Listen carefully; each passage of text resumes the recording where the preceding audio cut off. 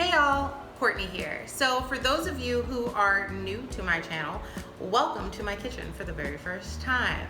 Glad to have you here. I am the chef and owner at Thunder Cakes Bakery, as well as the Spread Catering Company. Now for those of you who are not brand new, for those of you who are returning subscribers, welcome back. Take a seat, get comfortable. We're about to have a little chat. So I have been having a hard time kind of coming back to YouTube in the last few weeks, mostly because of how busy I've been, but also because I wasn't really sure what I wanted to say. I think there is a lot of importance right now in how people are using their platform, and albeit that my platform is still relatively small, I still wanted to take that same level of thoughtfulness and mindfulness with me into what I wanted to communicate to you guys. So I've been gone for a few reasons, the main one being naturally the pandemic.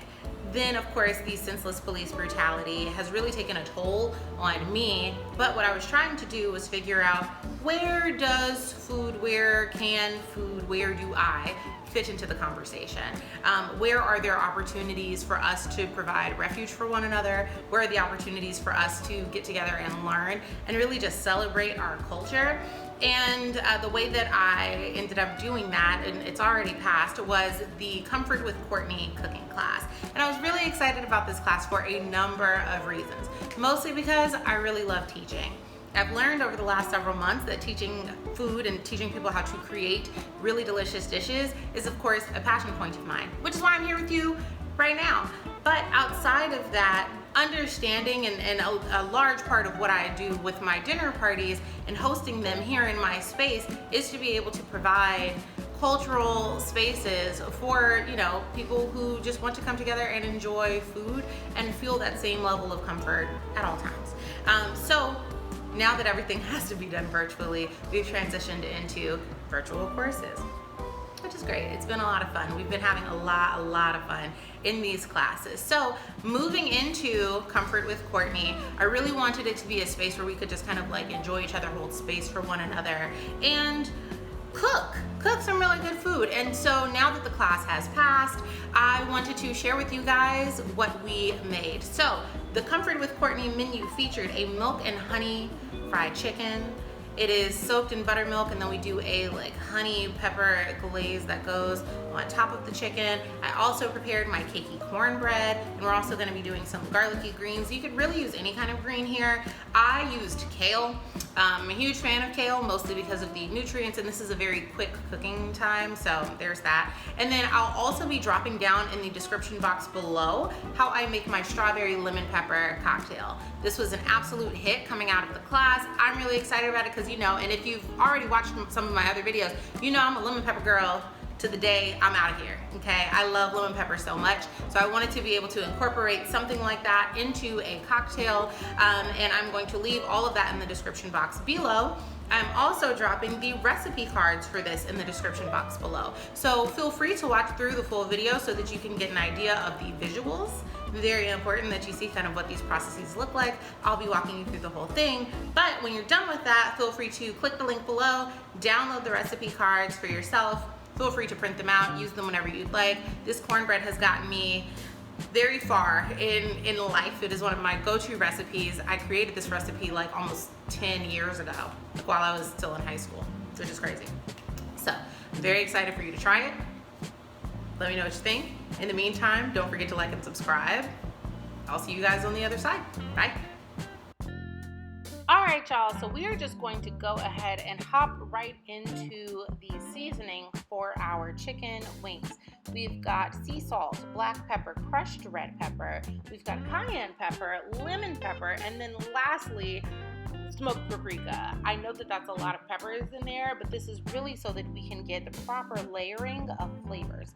When we make our flour mixture, we're going to operate with slightly different seasonings, and that's so that the spices that are able to penetrate through the buttermilk into the chicken are slightly different than the ones that are able to penetrate into the flour mixture.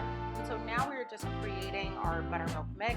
If you do not have buttermilk at home, you're more than welcome to take 1 cup of whole milk, whole cow's milk, and 1 tablespoon of apple cider vinegar. And what that's going to create is acidified milk for you.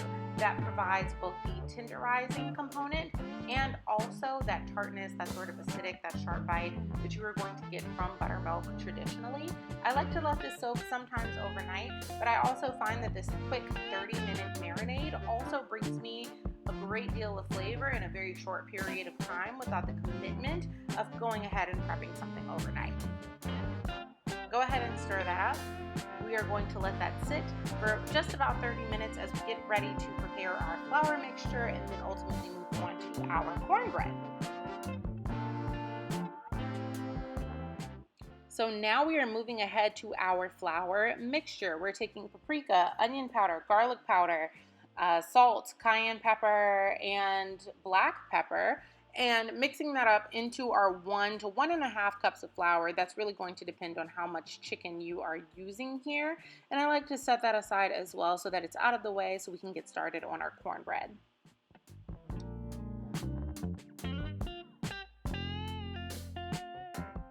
You want to start by melting your butter. You are going to melt your butter, and essentially we are creating wet and dry bases for our cornbread pretty separately. So for our dry base, we're going to take our cornmeal and then our flour and our salt and baking soda and mix them up in a bowl prior to mixing together our wet ingredients.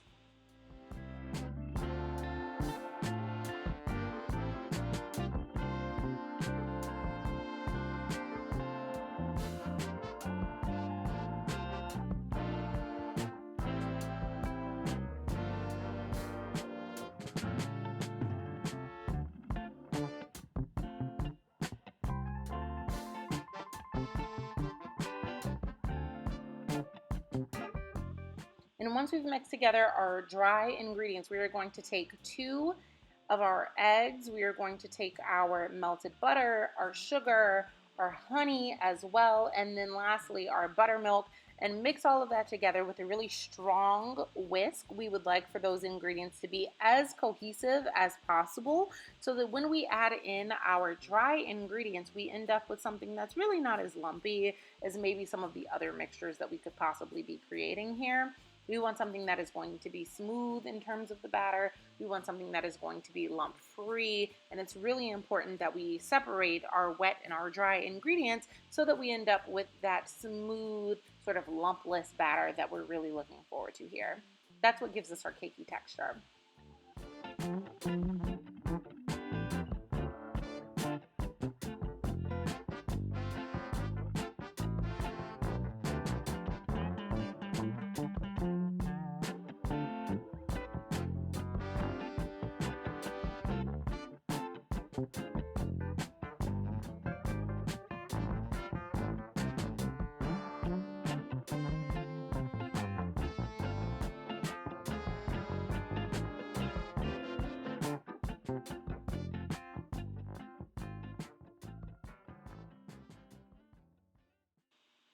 Once we have prepared our batter, we're going to spray our pan with a non-stick baking spray. I'm using Pam here. This is kind of my go-to, but we are just going to go ahead and into our prepared pan, we're going to pour in our cornbread batter and then pop this into the oven at 375 for just about 20 to 25 minutes.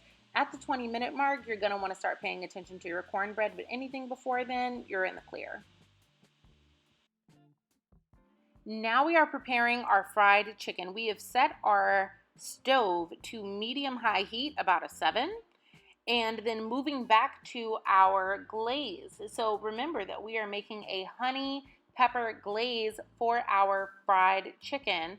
And while we allow our stove to heat up, we're just going to whisk this up really quickly. So this is just a simple combination of 2 tablespoons of honey, about a tablespoon or so of olive oil, about a tablespoon or so of apple cider vinegar, and then lastly about a half a teaspoon of black pepper. And what that's going to do is make us a nice tangy, sweet, sort of sticky glaze that is going to go atop our fried chicken. And then once we are done with that, we're really just going to kind of set that aside. There's not a whole lot to do with that, but I do think that there is a great deal of opportunity for the layering of flavor here in this particular glaze. It goes really well on top of fried chicken. I've actually been stirring it into my kale as of late as well. That sweetness really does kind of break up some of the bitterness of greens, which is really, really nice. So if you're ever considering like a fun way to kind of sweeten up your greens without directly adding sugar, this might be a really cool way to do that.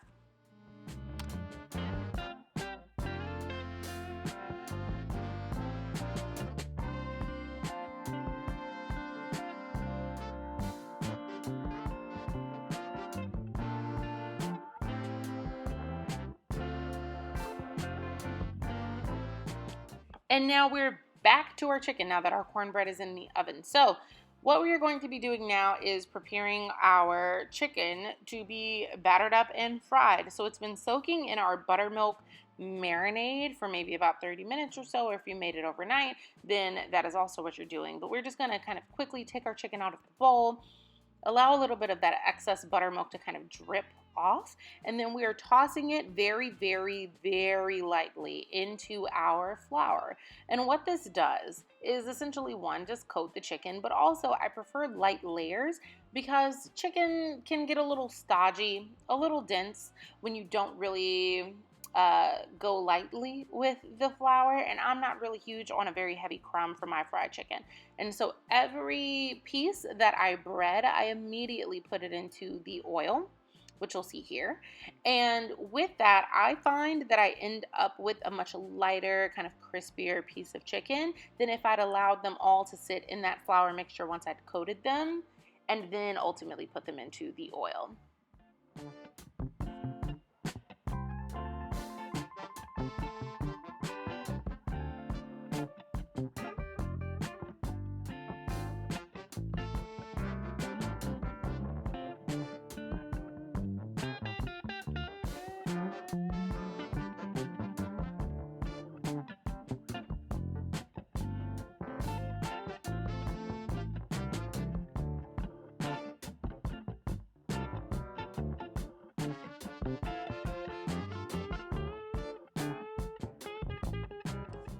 All right, y'all, now we're getting into the good stuff, the greens. I'm very excited about this because your girl loves nutrients. So we are taking about a tablespoon of olive oil and allowing it to heat up in the pan prior to adding our garlic, our roughly chopped fresh garlic, which is going to crisp up and brown just a little bit in our pan, which is going to bring out some really great garlic scent, garlic aroma, and also emit some wonderful garlic flavor prior to adding our greens. Today I'm using kale because, again, your girl loves the nutrients, and we're just going to allow that to cook down for a little while in that olive oil and garlic mixture, and then add in a sprinkling of salt, pepper, and then lastly a little dash of crushed red pepper as well before we allow that to cook down a little bit more. I'd say maybe in total I cooked these greens for about 6 minutes.